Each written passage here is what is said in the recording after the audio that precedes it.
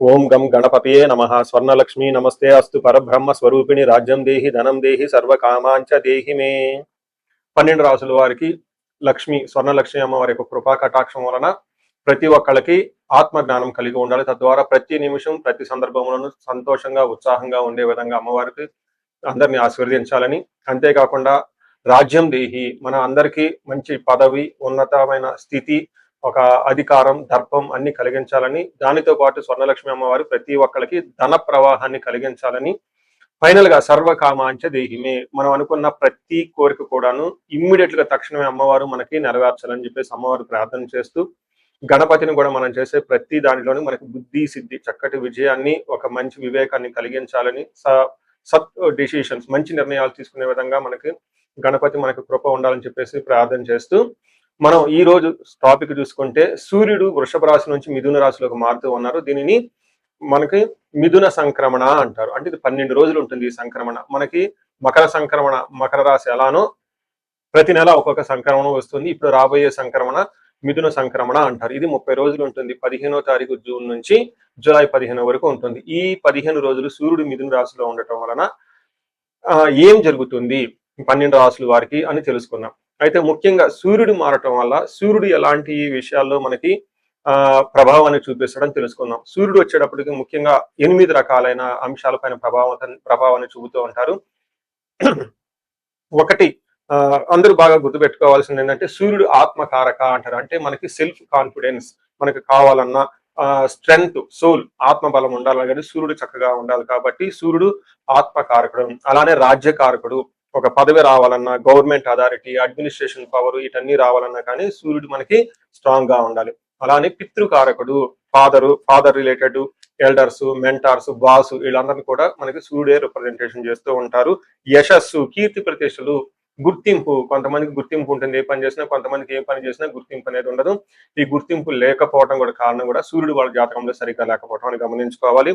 పదవి, అధికారం అంటే మీకు ఒక స్టేటస్, అంటే ఒక లేబుల్, మేనేజర్ నుంచి హైయర్ మేనేజర్, వైస్ ప్రెసిడెంట్, ఇలా ఒక్కొక్క లెవెల్ బై లెవెల్ ఎదుగుతూ ఉంటారు. అలాంటి పదవి, పొజిషన్ మీకు రావడానికి కూడా కారణం సూర్యుడు అని తెలుసుకోవాలి. అంతేకాకుండా అధికారం, పవర్, లీడర్షిప్, కమాండింగ్ పవర్. మీరు ఒక పని చెప్తే ఎదుటి వాళ్ళు చేయగల సామర్థ్యం అంతా కూడాను సూర్యుడు మెట్టే మీ జాతకంలో డిసైడ్ అవుతూ ఉంటుంది. తేజస్సు, ఆరోగ్యం, మంచి గ్లోరీ ఉంటుంది, మీకు ఎనర్జీ ఉండాలి, బ్రిలియన్స్, చాలా చక్కగా మీ ఫేస్ అంతా ఎప్పుడు కలగా ఉత్సాహంగా ఉండాలి. దానికి కూడా కారకుడు సూర్యుడు. ముఖ్యంగా లాస్ట్ లో ఆరోగ్య ప్రదాత, సూర్యుడిని ఆరోగ్యం ఇచ్చే వాళ్ళు అంటారు. ఎవరి జాతకంలో అయితే సూర్యుడు సరిగా ఉండరో వాళ్ళకి అనారోగ్యంతో బాధపడుతూ ఉంటారు. ఎవరికైతే సూర్యుడు చాలా జాగ్రత్తగా ఉచ్చ స్థానంలో ఉంటారో చక్కగా వాళ్ళకి హెల్తీగా ఉంటారు, ఫిజికల్ గా చాలా స్ట్రాంగ్ గా ఉంటారు, ఒక పవర్ వాళ్ళలో ఉంటుంది అని తెలుసుకోవాలి. ఇలా 8 రకాలైన ముఖ్యమైన కారకాలు ప్రతి ఒక్కళ్ళ జీవితంలో సూర్యుడు అనేది ప్రభావాన్ని చూపిస్తూ ఉంటారు. అయితే ఈ సూర్యుడు మిథున రాశిలో ఉండటం వల్ల ఇప్పటి వరకు మనం చెప్పుకున్న విషయాల్లో కొందరికి అనుకూలంగా ఉంటుంది, కొందరికి ప్రతికూలంగా ఉంటుంది.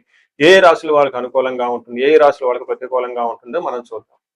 సో సింహరాశి మనం చూసుకుంటే 11వ స్థానంలో సూర్యుడు ఉన్నాడండి. సూర్యుడు 11వ స్థానంలో, రిపీట్ ఎవ్రీథింగ్. సింహరాశి మనం సూర్యుడు వీళ్ళకి 11వ స్థానంలో ఉన్నారండి. 11వ స్థానంలో సూర్యుడు ఉంటే చాలా మంచిది అని మనకి శాస్త్రంలో వివరించడం జరిగింది. 11వ స్థానం చూసుకుంటే నెట్వర్క్, కమ్యూనికేషన్, లాభం, తర్వాత బ్రదర్స్, సిస్టర్స్, వీళ్ళంతా కూడా మనకి అక్కడే వచ్చేస్తూ ఉంటుంది.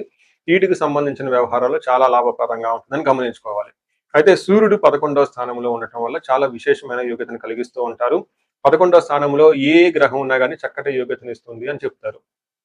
అయితే సూర్యుడు కూడా 11వ స్థానంలో ఉండటం వల్ల మనకి సంస్కృతంలో మహర్షులు మన ప్రాచీన జ్యోతిష గ్రంథాల్లో ఏమని వివరించారంటే, అర్ధచ్చ స్వకులాచార గృహే నిత్య ఉత్సవం శుభం నిత్య మాధుర్య భుక్తిచ్చ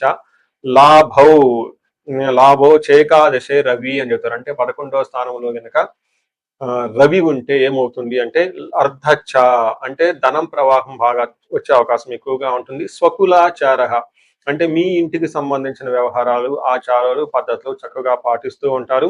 ఇంట్లో శుభకార్యాలు జరుగుతూ ఉంటాయి. గృహే నిత్య ఉత్సవం అంటే ఈ టైంలో చాలా మందికి పెళ్లిళ్ళు కానివ్వండి, సంబరాలు కానివ్వండి, బర్త్డేలు కానివ్వండి, ఇలాంటి ఫంక్షన్స్ ఏమైనా ఉంటే వాటిని చక్కగా సెలబ్రేట్ చేసుకునే అవకాశం ఎక్కువగా ఉంటుంది. గృహే నిత్య ఉత్సవం శుభప్రదంగా ఉంటుంది, అంతా కళ్యాణంగా ఉంటుంది, ఐశ్వర్యవంతంగా ఉంటుంది, శోభప్రదంగా ఉంటుందని గమనించుకోవాలి. అయితే వీటితో పాటుగా నిత్య మాధుర్య భుక్తిచ్చ, చక్కగా మంచి భోజనం చేస్తూ ఉంటారు. పార్టీల్లోను, ఫంక్షన్‌లోను పార్టిసిపేట్ చేసేస్తూ ఉంటారు. టోటల్‌గా ఈ మంత్ అంతా లాభప్రదంగా ఉంటుంది, పుణ్యప్రదంగా ఉంటుంది అని చెప్పుకోవచ్చు.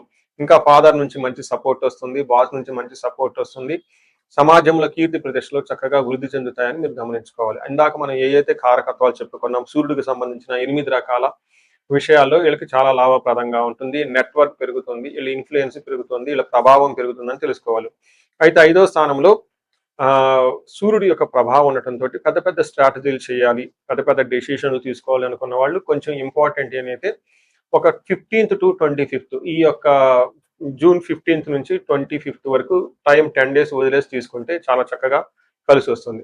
సో చూసారు గదండీ! సూర్యుడు మీకు అన్ని విధాలా చక్కగా అనుకూలంగా ఉండేసి లైఫ్‌లో ముందుకెళ్ళే అవకాశం ఎక్కువగా ఉంటుందని గమనించుకోవాలి.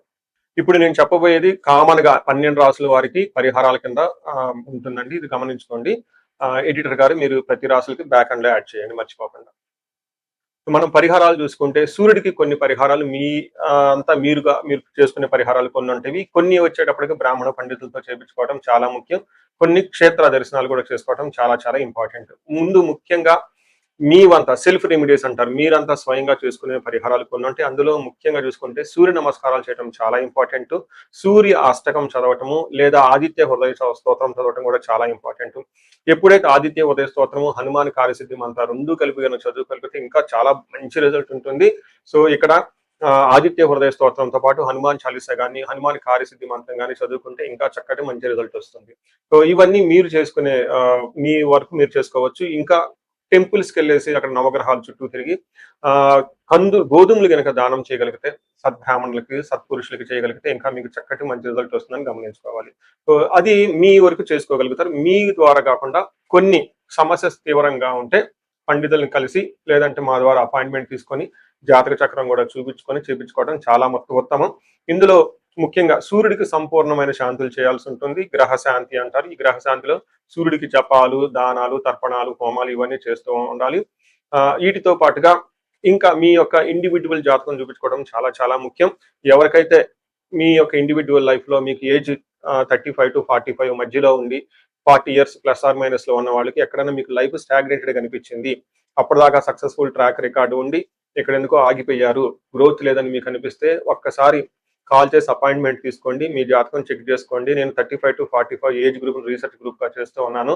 చాలా మంది పీపుల్ మిడ్ లైఫ్ క్రైసిస్ అని చెప్పేసి ఇక్కడ ఆగిపోతూ ఉంటారు. చాలా మందికి డైవర్స్ అవుతూ ఉంటుంది. సడెన్‌గా కెరీర్‌లో బ్రేక్ వస్తూ ఉంటుంది. సో ఈ మిడ్ లైఫ్ క్రైసిస్‌ని మన ఆస్ట్రాలజీ, వేదిక్ ఆస్ట్రాలజీ ఎలా డీల్ చేస్తుంది? దాంట్లో ఏమేమి ఉంటాయి అని చెప్పి తెలుసుకోవచ్చు.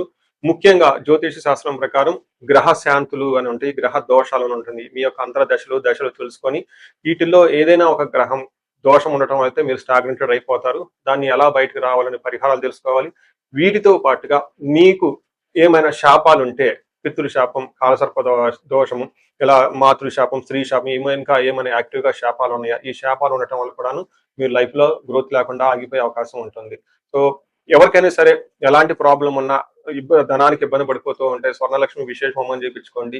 మీకు వీసా స్టాంపింగ్, హెచ్-1బి లైక్ ఎక్కడన్నా ఏమంటారు ఉద్యోగంలో ఎక్కడన్నా బ్రేక్‌లు వచ్చి ఆగిపోతూ ఉన్నా, లేదంటే ఫైనల్ రౌండ్ దాకా వచ్చి మధ్యలో ఎక్కడన్నా ఆగిపోయినా గానీ, మీకు ఇలాంటి వాళ్ళకి కూడాను మన్యు పాశుపత అభిషేకము, రుద్రాభిషేకం చేపించుకోవడం చాలా చాలా ఇంపార్టెంట్. భార్యాభర్తల మధ్య గొడవలకు అన్యోన్య దాంపత్య పాశుపతం చేపించుకోవటం, ఎవరికైనా సర్పాలు, కాలసర్ప దోషాలు, మహాకాలసర్ప దోషాలు అంటే కాలసర్ప దోష నివారణ పూజలు, పితృదోష నివారణ పూజలు, మీ యొక్క జాతకం చూసుకొని ఇవన్నీ చేసుకోవటం వల్ల జీవితంలో 10 రెట్లు ఖచ్చితంగా వెళ్ళే అవకాశం ఎక్కువగా ఉంటుందని గమనించుకోవాలి. మీ అందరికి అష్టైశ్వర్యాలు కలగాలని, భోగభాగ్యాలు కలగాలని చెప్పేసి కోరుకుంటున్నాను. నమస్తే.